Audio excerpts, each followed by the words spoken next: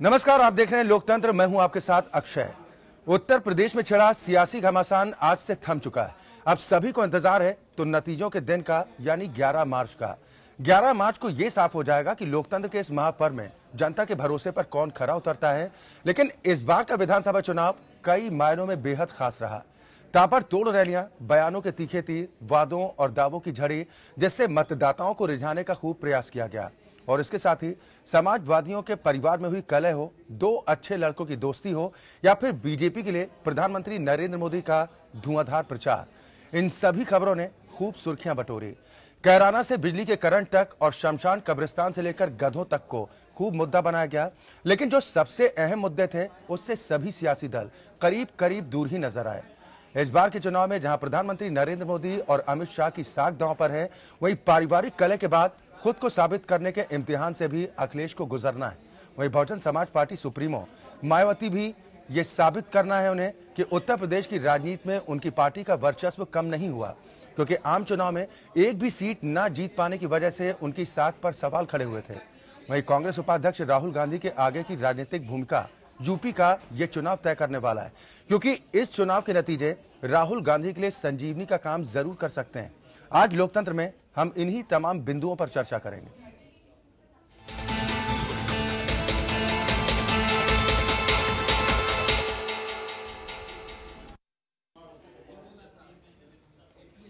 तो उत्तर प्रदेश में 7वें और मणिपुर में दूसरे और अंतिम दौर की वोटिंग के बाद अब सभी को इंतजार है तो 11 मार्च यानी कि नतीजों के दिन का। नतीजों के दिन के लिए उल्टी गिनती का दौर शुरू हो चुका है। उत्तर प्रदेश में 7वें दौर में 40 सीटों पर 60% वोटिंग हुई। वहीं यूपी में सत्ता पर काबिज होने के लिए सभी पार्टियों ने अपनी पूरी ताकत भी झोंक दी है। इस बार का चुनाव क्या कुछ कहता है, हम इस पर आज चर्चा करेंगे। दो खास मेहमान इस वक्त मेरे साथ जुड़े हैं। लखनऊ से मेरे साथ उदयवीर सिंह जी हैं, आप प्रवक्ता हैं समाजवादी पार्टी के। उदयवीर सिंह जी, बहुत स्वागत है आपका हमारे साथ इस कार्यक्रम में शामिल होने के लिए। साथ ही रतन मणि लाल जी, वरिष्ठ पत्रकार, हमारे साथ इस चर्चा में शामिल हैं। रतन मणि जी, आपका भी बहुत स्वागत है। शुरुआत रतन जी मैं आपसे ही करना चाहूंगा, क्या कहता है इस बार का विधानसभा चुनाव?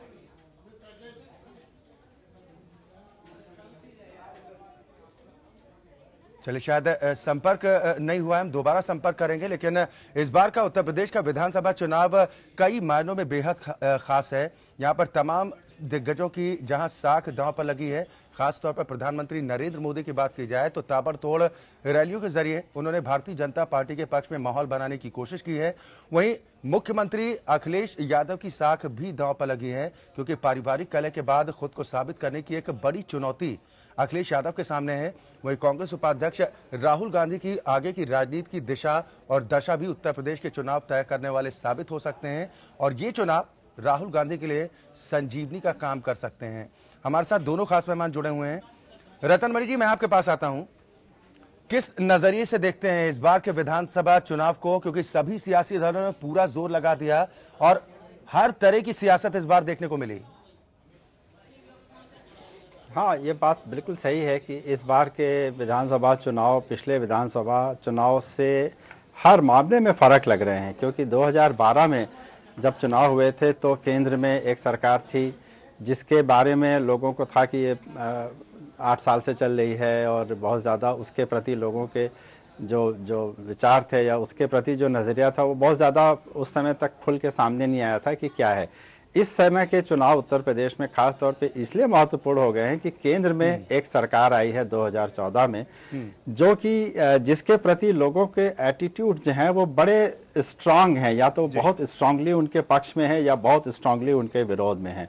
और चूंकि वही पार्टी यानी कि भारतीय जनता पार्टी उत्तर प्रदेश में इस बार पूरे जोर शोर से आना चाहती है, जिससे कि वो केंद्र में भी मजबूत हो और पूरे देश में भी मजबूत हो, इसलिए उत्तर प्रदेश के चुनाव ये कहा जा सकता है कि भारतीय जनता पार्टी की केंद्र की सरकार के अभी तक के जो 2.5 साल का उनका जो कार्यकाल रहा है, 3 साल करीब होने को जा रहे हैं, उसके ऊपर भी एक सवाल उठाते हैं और उसके लिए वो रेफरेंडम के तौर पे काम करेंगे कि आज उत्तर प्रदेश में जो भी नतीजे आएंगे 2-3 दिन के बाद, वो ये इंडिकेट करेंगे कि उत्तर प्रदेश के लोग, जो कि भारत का एक बहुत बड़ा हिस्सा है, वो केंद्र सरकार को किस नजरिए से देखते हैं। तो इस बार के चुनाव केवल इस मामले में ही नहीं कि वो उत्तर प्रदेश एक बड़ा प्रदेश है और यहाँ पे हर बार के चुनाव में पार्टी बदल ही जाती है, लोग हमेशा बदलाव चाहते हैं, ये सब चीजें तो हमेशा चली आ रही हैं। लेकिन इस बार भारतीय जनता पार्टी का बड़े जोर शोर से उतरना, नरेंद्र मोदी जी का पूरे कैंपेन को अपने कंधों पे लेके आगे बढ़ाना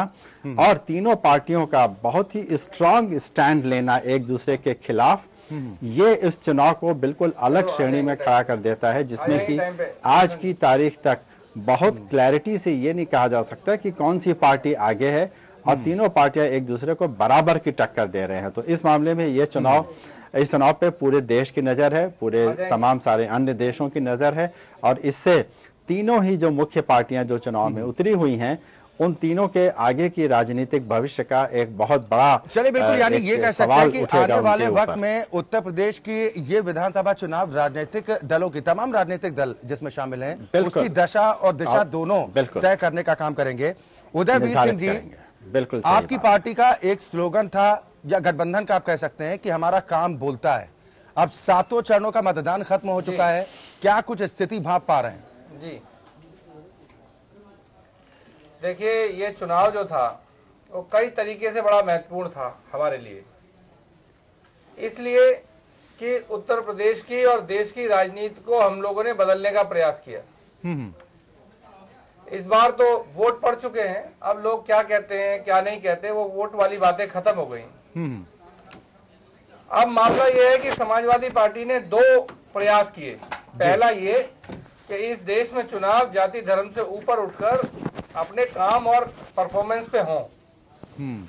और मैं खुशी के साथ और पूरे गर्व के साथ ये कहता हूं कि हमारे नेता श्री अखिलेश यादव जी आखिरी मीटिंग तक अपने बयानों में लगातार यही बात कहते रहे कि हमने पिछले 5 वर्ष की सरकार में ये काम किए हैं, आप बता दीजिए आपने क्या किया है। और अपने सरकार पर सवाल उठाने वालों का तुलनात्मक बातों ही करते रहे। वो ना किसी धर्म के बंटवारे, जातिगत बंटवारे या इस सब पे बिल्कुल नहीं गए। माननीय अखिलेश यादव जी ने एक मुख्यमंत्री का जो स्तर होता है उसको बनाए रखा। प्रधानमंत्री जी ने बना के रखा कि नहीं रखा, वो सब आप लोग और समीक्षक लोग तय करेंगे। हम लोगों को लगता है कि हमारे मुख्यमंत्री जी ने किसी भी देश के बड़े नेता से अपना स्तर ऊंचा ही रखा। चलिए ठीक है, अब तो जनता ने अपना फैसला सुना ही दिया है, बस सिर्फ नतीजों का इंतजार है। एक रिपोर्ट दिखा देते हैं, रतन मणि जी आप भी देखिए और साथ में उदयवीर सिंह जी भी इस रिपोर्ट को गौर से देखें और उसके बाद हम अपनी चर्चा को आगे बढ़ाएंगे, क्योंकि उत्तर प्रदेश में 7वें और मणिपुर में दूसरे और अंतिम दौर की वोटिंग के बाद अब सभी को 11 मार्च का इंतजार है, क्योंकि वोटों की गिनती 11 मार्च को होनी है। उत्तर प्रदेश में 7वें दौर में 40 सीटों पर तकरीबन 60% मतदाताओं ने मताधिकार का इस्तेमाल किया। उत्तर प्रदेश में सत्ता पर काबिज होने के लिए सभी पार्टियों ने अपनी पूरी ताकत भी झोंकी।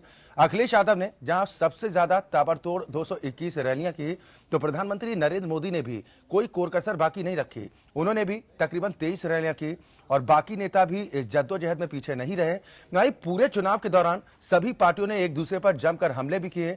अब नतीजे ही बताएंगे कि दांव किसका चला।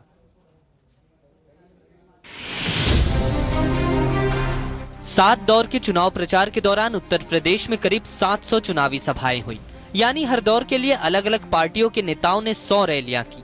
मुख्यमंत्री अखिलेश यादव के लिए ये चुनाव कितना प्रतिष्ठा का सवाल रहा है, ये इससे भी जाहिर होता है कि पूरे प्रचार के दौरान उन्होंने अकेले 121 रैलियां की।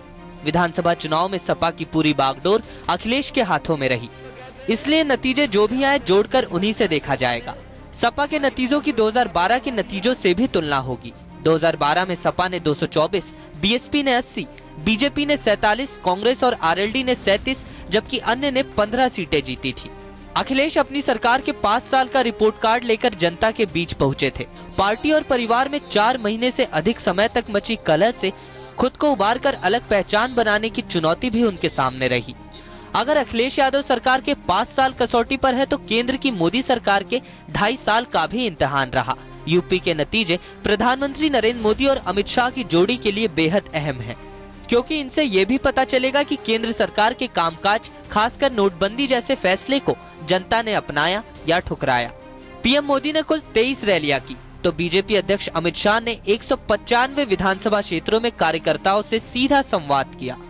नतीजों से ये भी जाहिर होगा कि पिछले लोकसभा चुनाव में शून्य रही बीएसपी को इस बार जनता शिखर पर पहुंचाती है या फिर हाथी को एक बार फिर रोक देती है। मायावती ने कुल 52 रैलियां की तो राहुल गांधी की रैलियों की संख्या 45 रही। यूपी के नतीजे राहुल गांधी की सियासी काबिलियत का भी बड़ा इजहार करेंगे।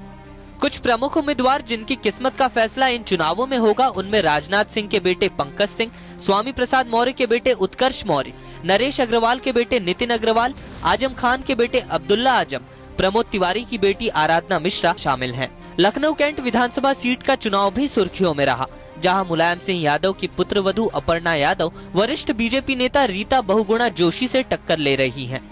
इसी तरह अमेठी में अखिलेश सरकार के दागी मंत्री और गैंगरेप के आरोपी गायत्री प्रसाद प्रजापति कांग्रेस नेता संजय सिंह की पहली पत्नी गरिमा सिंह और दूसरी पत्नी अमिता सिंह के साथ त्रिकोणीय मुकाबले में है। साथ ही अखिलेश सरकार के मंत्रियों आजम खान, रविदास मेहरोत्रा, अभिषेक मिश्रा, रघुराज सिंह, पारसनाथ यादव चुनावी मैदान में है, जबकि कांग्रेस के इमरान मसूद, प्रदीप माथुर, बीएसपी के मुख्तार अंसारी और बीजेपी के लक्ष्मीकांत वाजपेयी, सुरेश राणा, संगीत सोम, श्रीकांत शर्मा, स्वाति सिंह और सिद्धार्थनाथ सिंह की भी किस्मत का फैसला होना है। Bureau report, APN। यहाँ तो तमाम सियासी दलों के साथ साथ तमाम दिग्गजों की साख भी दांव पर लगी हुई है। हालांकि पुरजोर कोशिशें सभी सियासी दलों की तरफ से की गई है कि जनता के ऊपर भरोसा कायम रखने में वो कामयाब हो पाएं। हालांकि अब ईवीएम में किस्मत कैद हो चुकी है। 11 मार्च को जब नतीजे आएंगे तब पता चल पाएगा कि जनता आखिर किस पर भरोसा करती है। 2 और खास मेहमान मेरे साथ जुड़ गए हैं। सबसे पहले अपने दर्शकों की मुलाकात इन दोनों मेहमानों से भी कराते हैं। मेरे साथ पूर्व मुख्यमंत्री और बीजेपी सांसद जगदंबिका पाल जी इस चर्चा में शामिल हैं। जगदंबिका पाल जी, बहुत स्वागत है आपका हमारे साथ इस कार्यक्रम में शामिल होने के लिए। साथ ही डॉक्टर हिलाल नकवी साहब हैं, आप प्रवक्ता हैं कांग्रेस पार्टी के। हिलाल भाई, आपका भी बहुत स्वागत है। जगदंबिका पाल जी, मैं आपके पास आना चाहूंगा। मतदान प्रक्रिया संपन्न हो चुकी है, चुनावी शोरगुल अब खत्म हो चुका है। अब इंतजार सभी को सिर्फ बेसब्री से है तो नतीजों का। क्या कहता है इस बार का विधानसभा चुनाव? एड़ी चोटी का जोर तो आपकी पार्टी ने भी खूब लगाया।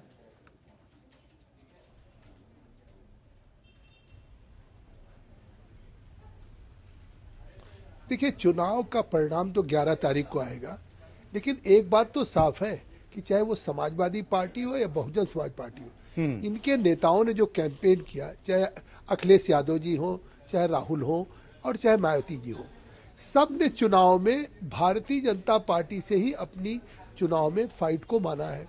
तो इससे साफ है कि जहां पिछली बार 2012 के अगर चुनाव के परिणाम देखें तो उस समय भारतीय जनता पार्टी के जो सीटें आई थी, चाहे 5वें चरण की हो, 6वें चरण की, 7वें चरण की, हम 5 सीट पाए थे, कई 4 पाए थे। लेकिन आज ये स्थिति है कि उत्तर प्रदेश में 403 सीटों पे लड़ाई लोग भारतीय जनता पार्टी से मान रहे हैं। कहीं समाजवादी पार्टी कह रही कि हम भारतीय जनता पार्टी से लड़ रहे हैं, कहीं बहुजन समाज पार्टी कह रही कि हम लड़ रहे हैं।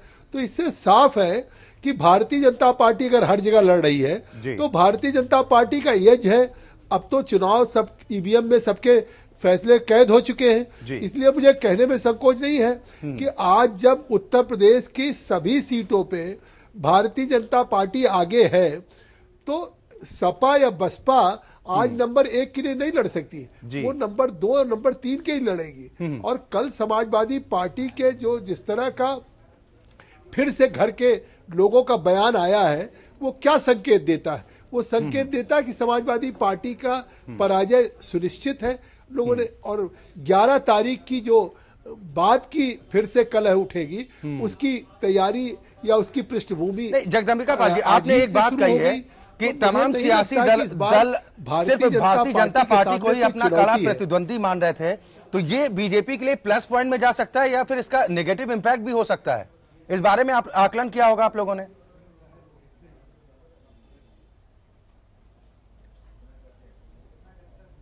नहीं, देखिए, इसलिए नेगेटिव नहीं होगा। भारतीय जनता पार्टी अगर हर जगह लड़ रही है तो आप देखिए 5वां चरण हो, 6वां चरण, 7वें चरण की, आज काशी की बात हो, जिस तरीके से भारतीय जनता पार्टी का पहले चरण से एक बढ़त शुरू हुई है और आज जिस तरीके का एक करंट हुआ है, आज जो समाजवादी पार्टी बसपा का वोट जिस माइनॉरिटी के लिए समाजवादी कर रही थी तुष्टीकरण, चाहे बसपा हो, आज वो भी वोट का डिवीजन हुआ है। तो जब वोट का डिवीजन हुआ है तो आज समाजवादी पार्टी और बीएसपी के लिए कैसे प्लस हो सकता है। मैं समझता हूं कि कोई भी राजनीति का अगर कोई विश्लेषक होगा तो जिस तरह से अगर आज माइनॉरिटी वोटों का डिवीजन हुआ है, या जिस तरीके से इस बार उज्ज्वला के नाते कम से कम 20% दलितों का भी वोट भारतीय जनता पार्टी को मिला है, और ओबीसी का तो 80% वोट मिला है। तो जो वोट हमको पहले नहीं मिलता था भारतीय जनता पार्टी को, वो इस बार सारे जो जाति और दलीय समीकरण है वो टूटे हैं। आज इस बार ये समाजवादी और बीएसपी जो आश्चर्यजनक ढंग से पीछे जा रही है, उसका ये कारण है कि जो उसके पास पहले परंपरागत वोट था वो इस चुनाव में। जगदम्बिका पाल जी, आपने एक तुष्टीकरण की जो बात कही है, इस पर भी हम चर्चा विस्तार से करेंगे, क्योंकि भारतीय जनता पार्टी पर भी आरोप लगे हैं। सबसे पहले एक बयान आप सभी मेहमानों को भी सुनाते हैं और अपने दर्शकों को भी सुनाते हैं, क्योंकि ये बयान बीजेपी के प्रदेश अध्यक्ष केशव प्रसाद मौर्य का है, जो पहले ये कहते रहे कि बीजेपी 265 पार, फिर उसके बाद ये कहा गया बीजेपी अब की बार और 300 के पार। क्या कुछ कहा है केशव प्रसाद मौर्य ने, ये आपको सुनाते हैं। 7 चरणों के मतदान संपन्न होने के बाद पूर्ण विश्वास से कह सकता हूं कि उत्तर प्रदेश में 2/3 बहुमत से भारतीय जनता पार्टी की सरकार बनेगी। या तो बीजेपी प्रदेश अध्यक्ष केशव प्रसाद मौर्य को आप सुन पा रहे थे, जो अभी दावा कर रहे हैं कि अब की बार बीजेपी सरकार। सभी खास मेहमान हमारे साथ बने हुए हैं। हिलाल भाई, मैं आपके पास आऊंगा। ये दावे तो हालांकि सभी सियासी दलों की तरफ से किए जा रहे हैं कि हम पूर्ण बहुमत की सरकार बनाने जा रहे हैं, चाहे वो बहन जी हो या फिर आपका गठबंधन हो। केशव प्रसाद मौर्य भी यही दावा कर रहे हैं। किसका दावा पुख्ता जी लगता है? अक्षय जी, देखिए, जब तक कि 11 तारीख को ईवीएम मशीनें नहीं खुल जाती हैं, तब तक सबको यही दावे करने चाहिए। और कोई कहेगा 2/3, कोई कहेगा 300, 403 क्यों नहीं कहते हैं? क्योंकि ये बताना मुश्किल रहेगा कौन सी सीट हार रहे हैं। अगर आप इसका उल्टा पूछिए कि सब आप 200 सीटें जीत रहे हैं, 250 जीत रहे हैं, तो हार कौन सी रहे हैं, तो शायद उसका जवाब आपको कोई भी राजनीतिक दल नहीं दे पाएगा, जिसके अंदर किसी एक का हम बात नहीं कर रहे हैं।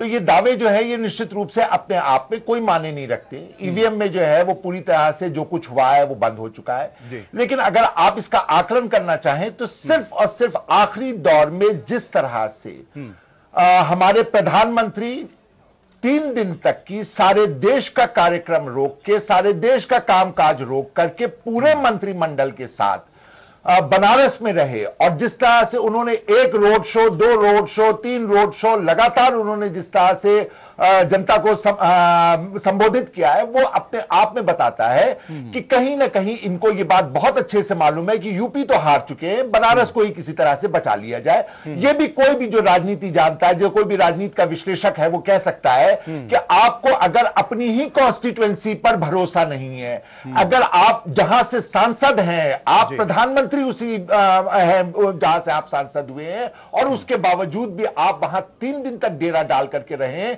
तो इसका एक सीधा सा अर्थ ये निकलता है यूपी तो हार चुके हैं, काशी को ही बचा लिया जाए। एक सवाल हिलाल भाई यहां पर ये उठ रहा है कि अखिलेश यादव तो ताबड़तोड़ रैलियां करते हैं, तकरीबन 221 रैलियां उन्होंने की हैं अपने पार्टी के पक्ष में, अपने गठबंधन के पक्ष में।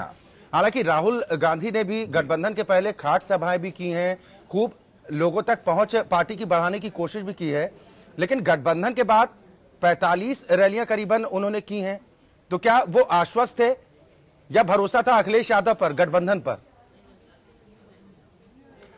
देखिए, एक बात बहुत साफ सी है कि अगर हम गठबंधन में नेक नियत बड़े दिल के साथ आए हैं तो हमें एक दूसरे पे विश्वास होगा ही होगा, बिना विश्वास के नहीं हो सकता है। देखिए, कांग्रेस जो है वो इस तरह से नहीं है कि आप उनके साथ गठबंधन भी करें, उनके खिलाफ वक्तव्य भी दें, जैसा कि हम महाराष्ट्र में देख रहे हैं कि शिवसेना और भारतीय जनता पार्टी का गठबंधन भी है, और लगातार शिवसेना जो है वो भारतीय जनता पार्टी के लिए क्या कह रही है, माननीय प्रधानमंत्री जी के लिए क्या कह रही है, हम और आप दोनों लोग सुन रहे हैं। तो वो तो अपने आप में एक अलग इसका अपवाद है। लेकिन जहां तक कि उत्तर प्रदेश का सवाल उठता है, तो समाजवादी पार्टी और कांग्रेस को दोनों को एक दूसरे पर पूर्ण विश्वास है, पूरी तरह से दोनों ने अपनी शक्ति झोंक दी है इस उसमें उत्तर प्रदेश के लिए, क्योंकि उत्तर प्रदेश में विकास आवश्यक है और विकास के ही नाम पर केवल ये असल बात अगर आपने किसी कही ने है, लड़ाया तो गठबंधन ने लड़ाया। असल बात जहां आपने तक कही सवाल है, उठता है हम बहुजन इसी पर समाज आना चाह पार्टी रहे की, थे। रतन जहां लाल तक जी, सवाल उठता है बहुजन समाज पार्टी का, तो बहुजन समाज पार्टी का ना ठीक तो है। वादा है, ना तो कोई इरादा है, है, ना उनका कोई घोषणा पत्र है। तो इस वजह से बहुजन समाज पार्टी तो पहले दिन से ही रेस के बाहर थी। ठीक है रतन मणिलाल जी, ये दावे वादों की बातें तो खूब हो चुकी हैं। अभी हिलाल भाई ने कहा कि विकास को लेकर जो बातचीत हुई है, आपको लगता है कि इस बार के विधानसभा चुनाव में जो प्रमुख मुद्दा था वो विकास से रिलेटेड था और उससे हमारे सभी राजनीतिक दल भटकते हुए नजर आए? यह हकीकत नहीं है क्या? बिल्कुल, देखिए, जब प्रचार की शुरुआत हुई थी फरवरी में, तब ऐसा लग रहा था कि सारे दल विकास की बात करेंगे, क्योंकि खास तौर पे कांग्रेस सपा गठबंधन की ओर से मुख्यमंत्री और तमाम सारे अन्य नेता, वो यूपी में जितना काम किया गया है, जितनी योजनाएं शुरू की गई हैं, केवल और केवल उन्हीं के चारों तरफ उनका प्रचार केंद्रित था। और उसमें तमाम सारे वो प्रोजेक्ट्स गिनाए गए जो कि पिछले 5 सालों में शुरू हुए हैं, चाहे वो अभी किसी भी स्थिति तक पहुंचे हों, वो एक अलग मुद्दा है। तो ये शुरू में तो चलता रहा, मुझे लगता है कि 1-2 चरणों तक के प्रचार तक तो ये चला, लेकिन उसके बाद अचानक ही बिजली को लेके, ज़मीन के उपयोग को लेके और तमाम सारे अन्य बातों को लेके वो मुद्दे कहीं ना कहीं विकास से इतना भटक गए कि जो पिछले 2-3 चरणों का जो प्रचार हुआ, उसमें चाहे तीनों में से कोई भी पार्टी हो, किसी ने भी उत्तर प्रदेश के विकास की बात नहीं की, बल्कि केवल ये बात हुई कि भारतीय जनता पार्टी की ओर से जो आरोप लगाए गए उनके बदले में प्रत्यारोप, या फिर जो बातें कही गई उनका खंडन, या फिर एक दूसरे का उपहास बनाना, या फिर शब्दों का ऐसा जोड़ के ऐसे ऐसे कॉम्बिनेशन बनाना। तो प्रचार का जो पूरा डायरेक्शन था वो बिल्कुल ही बदल गया।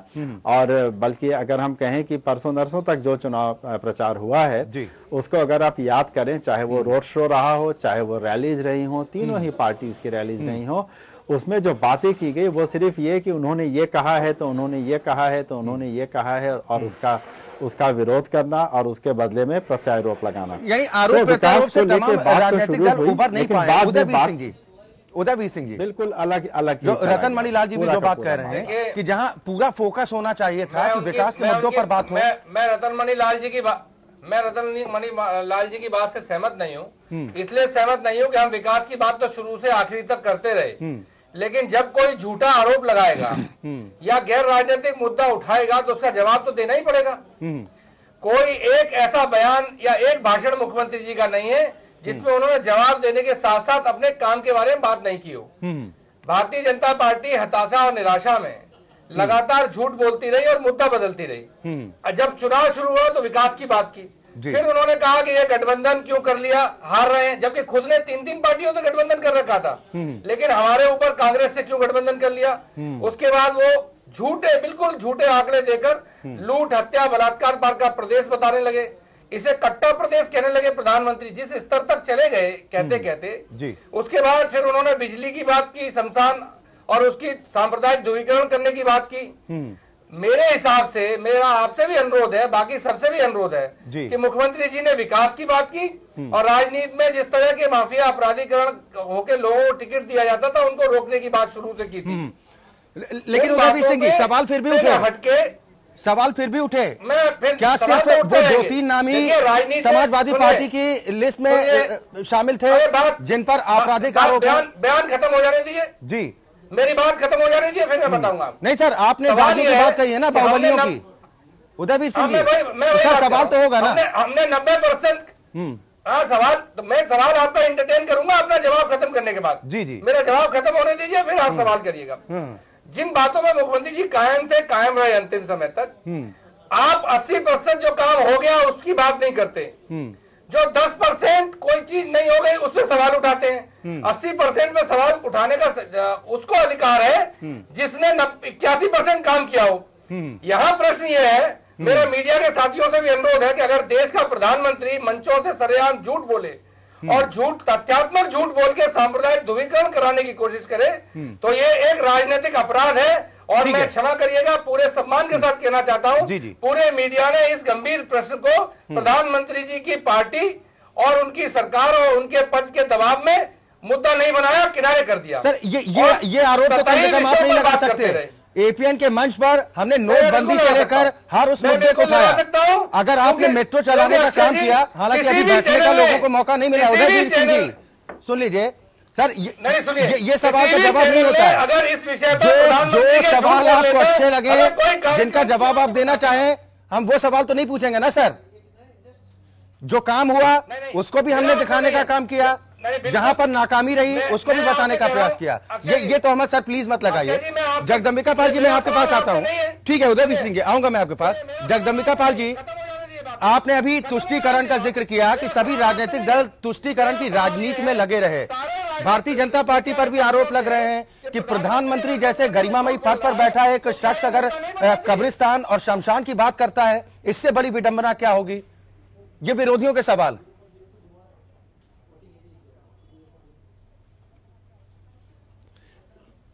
देखिए, उत्तर प्रदेश का विधानसभा का चुनाव था, ये लोकसभा का चुनाव तो था नहीं कि लोकसभा का चुनाव था कि हम अपने 5 साल का रिपोर्ट कार्ड प्रस्तुत करें।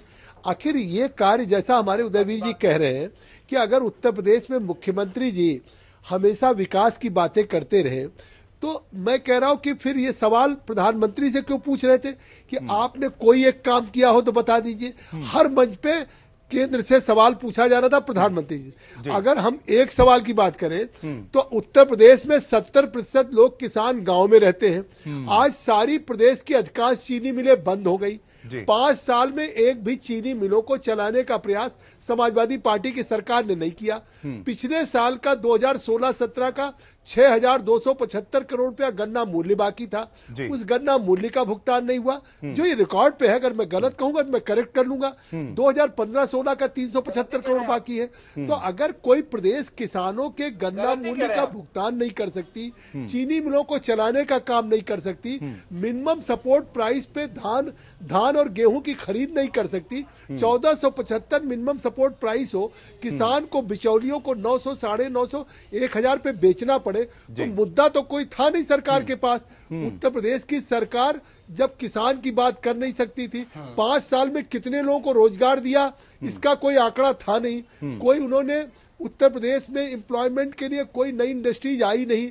गांव में 4 घंटे से ज्यादा बिजली नहीं मिल रही थी। 2 महीने से बिजली 16 घंटे 18 घंटा देना शुरू किया। अखिलेश यादव तो कह रहे थे कि जिसको शक है वो बिजली का तार छू कर देख लें, तो आज वो तो ये दावा कर रहे थे 24 घंटे बिजली दिया। अरे तो अब अखिलेश यादव जी अगर कह रहे थे तो राहुल गांधी ने क्या कहा कि हमने बिजली का तार पकड़ रखा गुलाम नबी जी, लेकिन ये यूपी है, यहाँ के तारों में करंट नहीं आता है। तो ये बात जो उनके गठबंधन के आज सबसे बड़े सहयोगी साथी हैं मंच पे शेयर कर रहे हैं, तो एक बात, अगर एक तरफ 24 घंटे बिजली की बात कर रहे हैं और दूसरे तरफ राहुल गांधी जी का भी बयान, जब वो खाट पंचायत कर रहे थे तो ये खाट पंचायत की है। चुनाव के दौरान ही ये बात राहुल गांधी ने जब गठबंधन के ठीक पहले कहा था, तो अब हमें कहने की क्या जरूरत है? अगर खुद सहयोगी गठबंधन का नेता इस बात को स्वीकार कर चुका हो कि उत्तर प्रदेश में बिजली नहीं मिल रही हो, तो मुद्दा था नहीं। और खुद चुनाव को उत्तर प्रदेश के नेता अखिलेश यादव जी ने मुद्दों से इसको डिबेट किया। गुजरात के गधों की बात करना शुरू कर दिया उन्होंने, इस तरह के तार की बात कहीं हमने नहीं। आखिर अगर कोई बात, जगदम्बिका पाल जी, ये बात जो आपने कही है कि समाजवादियों ने इस तरह की राजनीति करने की कोशिश की, ध्रुवीकरण की, लेकिन आरोप तो सर आपकी पार्टी के नेताओं पर भी लगे। कैराना का चाहे बयान ले लीजिए, प्रधानमंत्री महोदय तक के कब्रिस्तान और शमशान की बात देश के प्रधानमंत्री कर रहे हैं, तो ये मैसेज क्या लोगों के बीच में जाएगा? ठीक मैसेज होगा?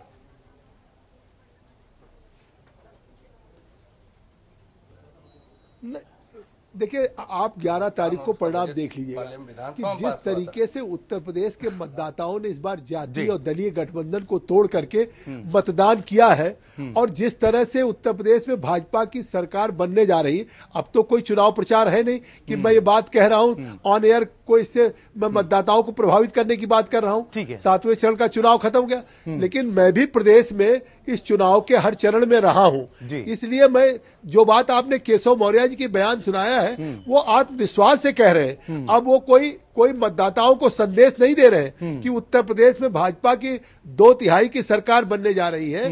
तो तो आप यकीन कर लीजिए कि उत्तर प्रदेश में ठीक है सर, प्रचंड बहुमत से भाजपा की सरकार ठीक है सर, ये दावे सभी की तरफ से किए जा रहे हैं, दावे सभी को करने का अधिकार है। डॉक्टर हिलाल नकवी, मैं आपके पास आऊंगा। जो हम लगातार ये चर्चा कर रहे हैं कि इस बार के विधानसभा चुनाव में तमाम ऐसी चीजें देखने को मिली हैं, सुनने को मिली हैं जो शायद इससे पहले नहीं सुनने को मिली हैं, और आरोप प्रत्यारोप की राजनीति भी खूब गर्म होती नजर आई है। अभी जगदंबिका पाल जी जो जिक्र कर रहे थे कि सभी दूसरे दलों की ओर से सांप्रदायिकता फैलाने का काम किया गया है, तुष्टीकरण की राजनीति करने की कोशिश की गई है, जो कि जनता सब कुछ समझ चुकी है।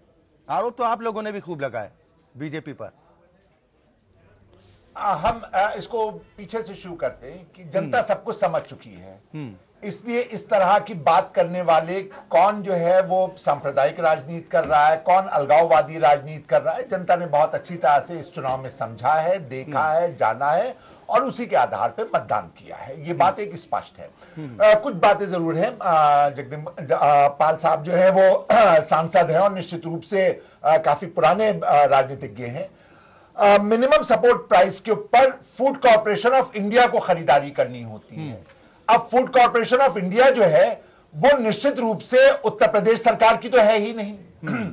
दूसरी बात यह है कि जब नोटबंदी हो गई है तो नोटबंदी के बाद किसी के पास पैसा नहीं है तो वो खरीदारी कैसे करेंगे? ना तो फूड कॉर्पोरेशन ऑफ इंडिया कर पाए खरीदारी और ना ही वो जो है उत्तर प्रदेश की सरकार जो करती है अपनी स्टेट कॉर्पोरेशन के जरिए से वो कर पाई। कहां से खरीदारी होती? निश्चित रूप से ही जवाब जो है ये माननीय सांसद जी जो है वो बताए तो अच्छा होगा। इसकी वजह से हुआ क्या कि सारा का सारा किसान जो है वो बुरी तरह से आपकी अच्छी फसल होने के बावजूद भी उसकी कमर टूट गई है और वो बहुत ज्यादा परेशान है। ये बात सब जानते हो। अब तो कोर्ट ने भी, हाई कोर्ट ने भी पूछ लिया है इनके क्या आत्महत्या के मामले को लेकर के, उसका संज्ञान ले लिया गया है। तीसरी महत्वपूर्ण बात जो है वो ये है कि तीसरे राउंड तक की विकास की बात होती रही, उसके बाद एकदम से सुर बदल गए माननीय प्रधानमंत्री जी के।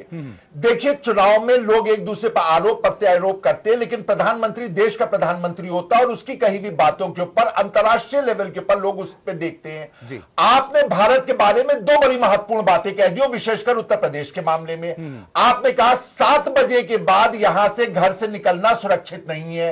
आपने पूरे देश को यह संदेश, पूरे दुनिया को यह संदेश दे दिया कि उत्तर प्रदेश जहां सबसे ज्यादा टूरिस्ट आता है अब वहां पर टूरिस्ट नहीं आएगा, क्योंकि वहां का प्रधानमंत्री ये बात कह रहा है। आप बताइए सबसे ज्यादा टूरिस्ट सेंटर जो है वो उत्तर प्रदेश में है और यहां के ऊपर टूरिज्म इंडस्ट्री को एक इस बयान ने तोड़ के रख दिया है। दूसरा उन्होंने महत्वपूर्ण बयान दिया कि उत्तर प्रदेश में सब नकल करके पास होते हैं। अक्षय जी, उत्तर प्रदेश के लोगों को जितना ज्यादा सारी दुनिया में माना जाता है, बुलाया जाता है, जहां पे सारी आईआईटीज है, जहां पे सारे आईआईएम्स हैं, जहां के लोग सबसे ज्यादा सिविल सर्विसेज में क्वालिफाई करते हैं, आपने सबकी इंटीग्रिटी के आगे प्रश्न चिन्ह लगा दिया है। और जो माननीय प्रधानमंत्री जी के कार्यालय में आईएएस ऑफिसर्स काम कर रहे हैं और उत्तर प्रदेश काडर से निकल करके आए, उत्तर प्रदेश के आए, उनके ऊपर भी आपने प्रश्न चिन्ह लगा दिया कि नकल करके पास में। ये बात अलग है कि रोजाना नकल के वो पर्चे जो है वो महाराष्ट्र में हो रहे हैं। तो देखिए माननीय प्रधानमंत्री जी ने न केवल उत्तर प्रदेश बल्कि देश की अस्मिता को नीचे उद्योग चलता है। रतन मणिलाल जी, उत्तर प्रदेश में यह भी तो कहा जाता है कि यहाँ पर बाकायदा नकल उद्योग चलता है, खूब नकल। सर तस्वीरें, हिलाल भाई तस्वीरें हमने खूब अपने मन से भी दिखाई है सर, तस्वीरें हमने खूब दिखाई हैं कि 3 मंजिला पर चढ़कर किस तरह से नकल कराई जाती है। उन तस्वीरों को झुटलाया तो नहीं जा सकता रतन मणि जी। अक्षय जी बस एक सवाल का जवाब दे दे, नहीं तो वो रह जाएगा। जी बात जी ठीक नहीं संक्षेप में सर।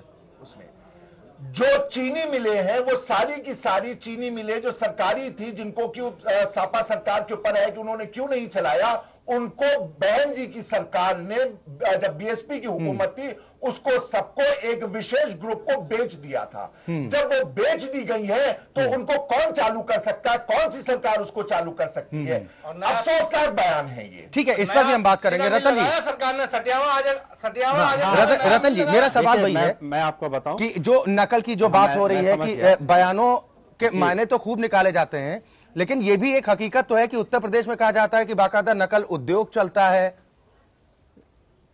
जी जी बिल्कुल, और इस बात से बिल्कुल इस बात को नकारा नहीं जा सकता कि न केवल नकल उद्योग चलता है बल्कि हर साल जो बोर्ड एग्जामिनेशन का सीजन शुरू होता है जनवरी फरवरी से लेके, वो इतने बड़े स्तर पे वो उद्योग चलता है, क्योंकि मैंने खुद कई जिलों में जाके इम्तिहानों के थोड़ा सा पहले जाके देखा है। पता नहीं किन किन राज्यों के लड़के वहां आते हैं, वो कमरों में रहते हैं, लॉज में रहते हैं, स्टेशन पे पड़े रहते हैं। कहाँ से आए हैं? कोई कहीं से आया है, कोई नॉर्थ ईस्ट से आया है, कोई साउथ के स्टेट से आया है। वो आके उत्तर प्रदेश के बोर्ड में अपना एग्जाम देते हैं और उनके लिए बाकायदा ठेके उठते हैं। ये बात भी सबको पता है। आपके चैनल ने, अखबारों ने इस बारे में बहुत कुछ लिखा और दिखाया जा चुका है। तो ये तो देखिए सच है कि नकल का पूरा उद्योग, चाहे वो सेंटर को अलॉटमेंट करने में हो, मैंने ये नहीं कहा कि और कहीं नहीं होता, वो बिहार में भी होता है, उत्तर प्रदेश में भी होता है और तमाम सारे अन्य राज्यों में भी होता है। इससे मना नहीं किया जा सकता। लेकिन इस चीज को लेके बजाय इसके कि इसको करेक्ट करना है या इसको रोकने का कोई तरीका निकालना है, इसको अगर सिर्फ आरोप की तरह से इस्तेमाल किया जाए तो ये मौके तो हर सरकार को और हर उस पार्टी को मिलते रहे हैं जो कि कभी न कभी पावर में रही है कि इसको किसी तरह से रोकथाम इसकी की जाए। लेकिन मुझे याद पता है कुछ सालों पहले उत्तर प्रदेश में एक नकल विरोधी कानून आया था जो कि सरकार बदलते ही तुरंत उसको हटा दिया गया। तो नकल का कारोबार जो है वो बड़े स्तर पे होता है। आप सही कह रहे हैं, इसको नकारा नहीं जा सकता। उदयवीर सिंह जी क्या कहेंगे? हिलाल भाई ने अभी ये बात जिक्र कही थी, कहाँ हुआ है जी सर अभी हम इस पर सवाल जवाब करेंगे। उदयवीर सिंह जी से भी रिएक्शन इस पर लेते हैं। उदयवीर जी, नकल उद्योग के बारे में आप भली भांति परिचित हैं। जैसा रतन मणि जी ने भी कहा कि बाकायदा टेंडर प्रक्रिया हो जाती है एक तरह से कि ठेका लीजिए कि फला जगह पर अगर सेंटर पड़ता है, अक्षय जी कितनी कीमत बोलिए, इस तरह की स्थितियां। और जो कानून व्यवस्था को लेकर अगर सवाल उठाए गए हैं, तो हिलाल भाई ने जो कहा कि क्या विश्व पटल पर क्या स्थिति भारत की नजर आती है, मैं सर सवाल तो उठेंगे अगर कानून व्यवस्था लचर रहेगी। हाँ, हम उठने चाहिए, सवाल उठने चाहिए लोकतंत्र में, हम उसका जवाब भी देंगे। देखिए ऐसा है, अखिलेश यादव जी ने अपनी सरकार बनने के बाद कानून व्यवस्था के मुद्दों पे कंस्ट्रक्टिव काम किया। हम बताते रहे, हमने डायल 100 बनाया, हमने भर्ती की, हमने पुलिस मॉडर्नाइजेशन किया। भारत की सरकार जिसने पुलिस मॉडर्नाइजेशन का बजट ही समाप्त कर दिया, वो कानून व्यवस्था का मुद्दा उठाती है। ये कानून व्यवस्था का मुद्दा हमारा भी है, भारत की सरकार का भी है। ये स्वीकार करते हैं ना कि कानून व्यवस्था पटरी पर नहीं रही। उदयवीर जी, ये तो स्वीकार करते हैं ना कि कानून व्यवस्था ठीक नहीं रही। कानून नहीं, ये स्वीकार करने का सवाल नहीं है। कानून व्यवस्था सतत प्रयास होता रहता है। हमारा सवाल यह है कि जब उत्तर प्रदेश का नंबर 22वां था तो भारतीय जनता पार्टी के राष्ट्रीय अध्यक्ष पहला नंबर, 1 नंबर क्यों कहते रहे? सवाल ये है। तो सर आप आंकड़े रख देते, एनसीआरबी के आंकड़े तो आते रहते हैं ना, आंकड़ों के साथ आ जाते हैं। आप बोल देते कि झूठ बोल रहे हैं अमित शाह। टोका टोकी मत करिए, मेरी बात खत्म हो जाने दीजिए। जब इन्होंने नकल की बात की कि नकल उद्योग चलता है, उस समय प्रधानमंत्री के पीछे सांसद ब्रजभूषण सिंह खड़े थे, जिनके खुद के 40 विद्यालय हैं और जो एक नकल माफिया के रूप में काफी स्थापित हैं। तो मेरा मतलब है, हमने अपने घोषणा पत्र में बात की थी कि हम सुधार करेंगे शिक्षा में और ओपन एग्जाम कराएंगे। बुक्स लेके जाइए, जिसने पढ़ा होगा वो जवाब दे पाएगा। तो हम तो समस्याएं हैं, अखिलेश यादव जी उन्हें सुधार की ओर ले जाना चाह रहे थे। हमने पहले क्या किया हमने ये बताया, और हमने ये बता रहे थे कि आगे सरकार मौका मिलेगी, 5 साल में ही पूरे देश की समस्याएं नहीं। इकबाल मजबूत कैसे होगा उदयवीर जी? इकबाल कैसे मजबूत होगा? गायत्री प्रजापति अब तक गिरफ्त से बाहर है। अब तक गायत्री प्रजापति गिरफ्त से बाहर है और उसके बावजूद कैबिनेट में बने हुए हैं। सर किस बात का मोह? अब तो 11 मार्च के बाद नई सरकार बननी है, हो सकता है आप लोगों को मौका फिर मिले, बना दीजिएगा। लेकिन बर्खास्तगी कर देते तो शायद कुछ मैसेज बेहतर जाता कि नहीं जाता? कर देंगे सर, कब कर देंगे? आजकल क्या है बता रहे, टेलीकम्युनिकेशन का जमाना है, चीजें बड़ी तेज चलती हैं प्रेस में, मीडिया में। मुख्यमंत्री जी ने होम मिनिस्ट्री से रिपोर्ट मांगी है, गृह सचिव से उनके बारे में। आज रिपोर्ट आ जाएगी, कल रिपोर्ट आ जाएगी, मुख्यमंत्री निर्णय लेंगे। गायत्री प्रजापति के साथ जो भी कानूनी प्रक्रिया होनी चाहिए, चाहे उन्हें भगोड़ा घोषित करना हुआ, लुकआउट नोटिस घोषित करना हुआ, उनका पासपोर्ट जब्त करने की प्रक्रिया हुई, वो सारी चल रही है। उनके 3 आदमी गिरफ्तार भी हो गए। वो तो सर प्रशासन ने काम किया। आप लोग कह रहे हैं कि प्रशासन तो चुनाव आयोग के अधीन है इस समय। आपने क्या किया सर? नेताओं की इच्छा से सिर्फ यही आह्वान किया ना कि गायत्री प्रजापति सरेंडर कर दें। सर एक कार्रवाई बन सकती थी, कार्रवाई की जा सकती थी, शायद मैसेज बेहतर जाता। मैसेज देने का सवाल नहीं है, कार्रवाई करने का सवाल है। कार्रवाई करेंगे। चलिए, बहुत शुक्रिया उदयवीर सिंह जी, बहुत शुक्रिया उदयवीर सिंह जी हमारे साथ इस चर्चा में शामिल होने के लिए। आपको कहीं जाना भी है। जगदंबिका पाल जी, मैं आपके पास आता हूं कि आरोप प्रत्यारोप की राजनीति की जब हम बात करते हैं, वो तो खूब सभी सियासी दलों की तरफ से की जाती है, नैतिकता का पाठ दूसरों को खूब पढ़ाया जाता है, लेकिन सवाल यह है उस पर राजनीतिक दल अमल क्यों नहीं करते हैं?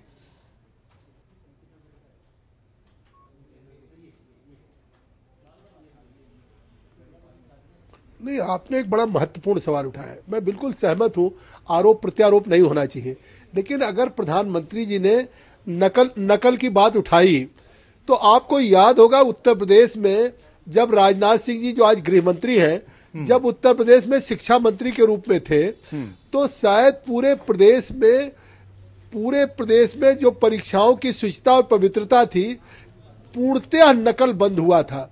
तो अगर भाजपा की सरकार में पूरे प्रदेश से ये जो नकल ठेके पे उठते हैं, एक एक सेंटर बनाने के लिए जिला विद्यालय निरीक्षक लाखों रुपया लेते हैं, लोग बिना परीक्षा में बैठने हुए फर्स्ट क्लास में पास होते हैं, तो ये वो बच्चे क्या करेंगे, उनका क्या भविष्य होगा, इसको रोकने का क्या प्रयास किया? ये कहना कि साहब इस पार्टी का विद्यालय, उस पार्टी का विद्यालय, मैं कह रहा हूं सरकार का दायित्व हो, किसी पार्टी का विद्यालय हो, आपको प्रदेश में सरकार में है अच्छे विद्यार्थी नागरिक तैयार करना है, तो प्रदेश में नकल मुक्त परीक्षा प्रणाली होनी चाहिए। उस नकल मुक्त के लिए अखिलेश यादव की सरकार ने कोई कदम उठाया नहीं। जिला विद्यालय निरीक्षकों की तैनाती में लाखों रुपया चलते थे और फिर वो जाके विद्यालयों को ठेका देते थे। तो ये तो नेक्सस था सरकार में बैठे हुए मंत्री करके और नीचे के स्तर तक पूरा था, तो मिली भगत थी। और अगर कल लखनऊ में 14 करोड़ की ज्वेलरी के शॉप पे डकैती हो, या प्रजापति को 27 तारीख तक प्रचार करते रहे, वोट डाल दिया, तब तक गिरफ्तारी नहीं हुई, अब कहा जा रहा लुकआउट नोटिस जारी कर दिया, हमने उनकी गिरफ्तारी के लिए टीम बना दिया, दबिश डाले। जब सुप्रीम कोर्ट ने उनके खिलाफ एफआईआर करने का निर्देश दिया, तो उत्तर प्रदेश पुलिस का क्या दायित्व था कि एफआईआर जिस समय उनके खिलाफ लिखा गया, एफआईआर के बाद तत्काल उनके खिलाफ कार्रवाई होनी चाहिए थी, उनका प्रोसिक्यूशन होना चाहिए था, उनकी गिरफ्तारी होनी चाहिए थी। लेकिन एफआईआर लिख गया, वो प्रचार करते रहे, वोट डाल लिए, 27 तारीख के बाद जब उनका चुनाव खत्म हो गया तब वो फरार हो गए। अब पुलिस उसके बाद गिरफ्तारी शुरू कर। तो इससे क्या लगता है कि सरकार और पुलिस की नियत थी कि गायत्री प्रजापति की गिरफ्तारी की जाए? तो फिर कानून व्यवस्था पर सवाल अगर प्रधानमंत्री उठाएंगे, भाजपा के लोग उठाएंगे, तो इसका जवाब अखिलेश यादव की सरकार को देना होगा। और प्रदेश में यही कारण रहा कि अगर सत्तारूढ़ दल से कोई जुड़ा व्यक्ति है, अगर वो कोई हत्या करता है, अपराध करता है, रेप करता है, तो उसके लिए कोई कार्रवाई नहीं होगी, उसको सुप्रीम कोर्ट तक जाना पड़ेगा, डीजी उसका मुकदमा नहीं लिखवाएंगे। और अगर कोई आम व्यक्ति है, उसके खिलाफ बेगुनाह अगर है और तब भी कोई मुकदमा नहीं, ये सवाल तो बिल्कुल उठेंगे हिलाल भाई, ये सवाल तो उठने लाजमी है कि अगर यही परिस्थिति किसी दूसरे आपराधिक प्रवृत्ति के शख्स के साथ होती तो क्या इतनी देरी लगती हमारी पुलिस को, हमारे शासन को कार्रवाई में? देखिए, निश्चित रूप से ये प्रश्न उठेगा, निश्चित रूप से पूछा जाएगा कहां है। और इस बात को भी अच्छी तरह से हम सब लोग जानते हैं कि गायत्री प्रजापति जी के खिलाफ जो भी कानूनी कार्रवाई होनी है, वो सारी कानूनी कार्रवाइयां हो रही हैं। लेकिन भारतीय जनता पार्टी, विशेष करके प्रधानमंत्री जी के मुंह से ये प्रश्न अच्छे नहीं लगते हैं। माननीय प्रधानमंत्री जी की कैबिनेट में निहाल चंद हुआ करते थे, एमपी राजस्थान से, 1.5 साल से ऊपर वो उनके उसमें रहे, संसद अटेंड करते रहे, उनपे भी यही आरोप लगा हुआ था। माननीय प्रधानमंत्री जी उनको जो है संरक्षण प्रदान करते रहे, और फिर वही जो है वो गायत्री प्रजापति जी के ऊपर प्रश्न उठाए, तो बड़ा अजीब सा लगता है सुनने में।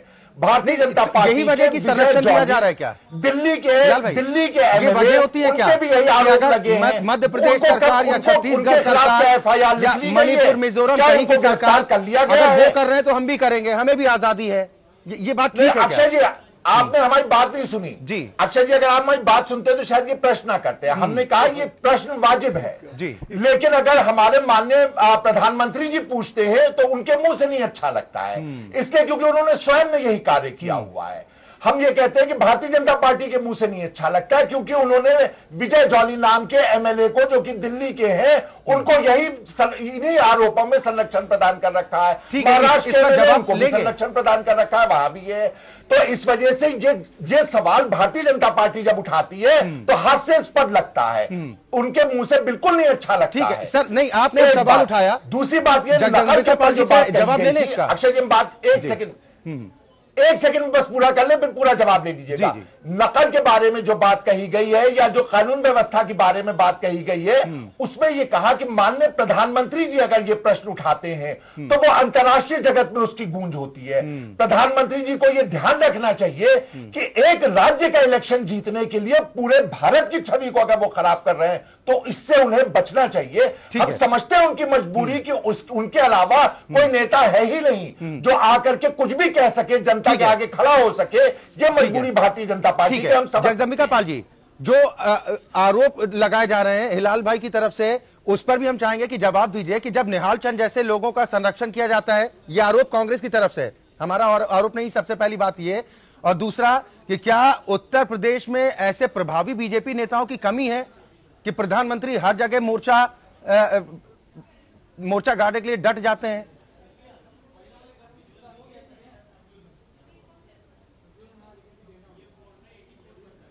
देखिए, निहाल चंद पे कोई आरोप लगा, आज निहाल चंद की मंत्रिमंडल से बर्खास्त की गई।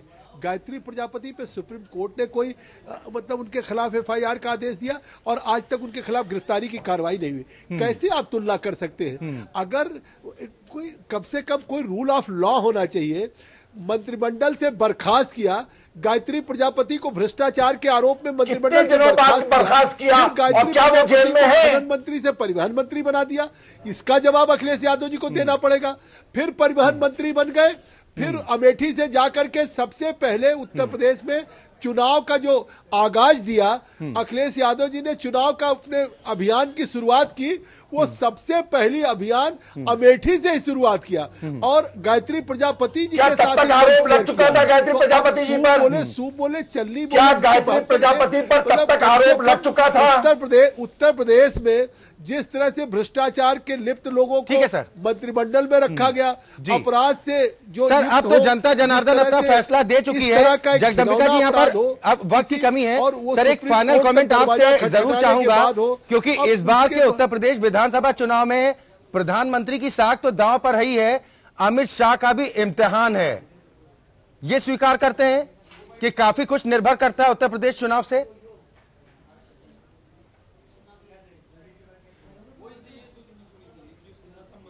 देखिए, ऐसा है कि उत्तर प्रदेश में आज हमने जो 2.5 साल में काम किया है, आप उसका परिणाम निश्चित तौर से 11 तारीख को देख लेंगे।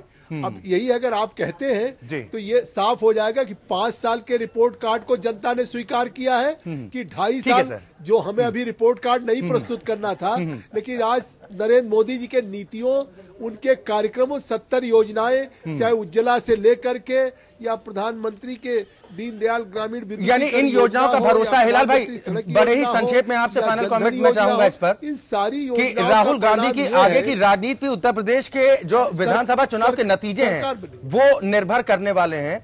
वो काफी कुछ संजीवनी का काम भी कर सकते हैं। क्या स्थिति देख रहे हैं? देखिए अक्षय जी, जितने भी चुनाव होते हैं तो निश्चित रूप से जो राजनीतिक दल उस चुनाव में उतरा होता है, उसके हार और जीत से उसके आगे के जो भी उसकी रणनीति है वो निर्धारित की जाती है। इन लोगों ने और बेशक हम जीत करके जब जाते हैं तो हमारा अपने आप को प्रेजेंट करने का तरीका, हमें उस चुनाव के अंदर लड़ने का तरीका अलग होता है। अगर जीत के नहीं जाते तो निश्चित रूप से उसका प्रभाव तो होता ही होता है पार्टी पे कहीं ना कहीं। ठीक है रतन मणि लाल जी, एक बड़े संक्षेप में आपसे, बीजेपी के लिए भी, गठबंधन के लिए भी और बहुजन समाज पार्टी के लिए भी, क्योंकि प्रतिष्ठा सभी जगह दांव पर लगी है, चाहे वो प्रधानमंत्री नरेंद्र मोदी अमित शाह की जोड़ी हो, बहुजन समाज पार्टी की सुप्रीमो मायावती हो, या फिर अखिलेश और राहुल की जोड़ी हो, इन दोनों की भी साख दांव पर है। काफी कुछ निर्भर करता है इस बार का चुनाव। बिल्कुल बिल्कुल, इसमें कोई शक नहीं। देखिए, खासतौर पे बहुजन समाज पार्टी के लिए तो ये बहुत ही क्रूशल इलेक्शन है, क्योंकि 2014 के लोकसभा इलेक्शन में उनको बहुत ही खराब उनका नतीजा आया था। एक भी सीट लोकसभा में वो नहीं जीत पाई थी पार्टी। तो इस बार के चुनाव अगर सबसे ज्यादा किसी के लिए जरूरी है तो वो बसपा के लिए है। उसके बाद ये बहुत बड़ी चुनौती चूंकि नरेंद्र मोदी ने और भारतीय जनता पार्टी ने अपने ऊपर ले ली थी कि उत्तर प्रदेश उनको हर हालत में जीतना ही है, तो उनके लिए भी ये एक बहुत बड़ी चुनौती के तौर पे है। और अखिलेश यादव और राहुल गांधी के गठबंधन के लिए तो है ही, क्योंकि दोनों ही लोगों ने जिस तरह से एक बहुत ही अनप्रेसिडेंटेड और अनयूजुअल गठबंधन किया था, जिसकी कल्पना एक साल पहले तक नहीं की जा सकती थी, तो उन दोनों के राजनीतिक जो फ्यूचर है, जो स्ट्रेटेजी है, उसके ऊपर भी ये चुनाव के नतीजे। चलिए बिल्कुल बिल्कुल, बहुत शुक्रिया रतन मणिलाल जी हमारे साथ इस चर्चा में शामिल होने के लिए। डॉक्टर हिलाल नकवी साहब आपका भी बहुत शुक्रिया, और जगदम्बिका पाल जी आपका भी बहुत शुक्रिया हमारे साथ इस चर्चा में शामिल होने के लिए। तो उत्तर प्रदेश विधानसभा चुनाव को लेकर जो गहमा गहमी का दौर था वो खत्म हो चुका है। अब सभी की निगाह सिर्फ इस बात पर टिकी हुई है कि 11 मार्च को जब नतीजे आएंगे तो किसके पक्ष में आएंगे। हालांकि दावे सभी के अपने अपने हैं। अब देखना होगा कि लोकतंत्र के इस महापर्व में जनता किस राजनीतिक दल पर अपना भरोसा जाहिर करती है।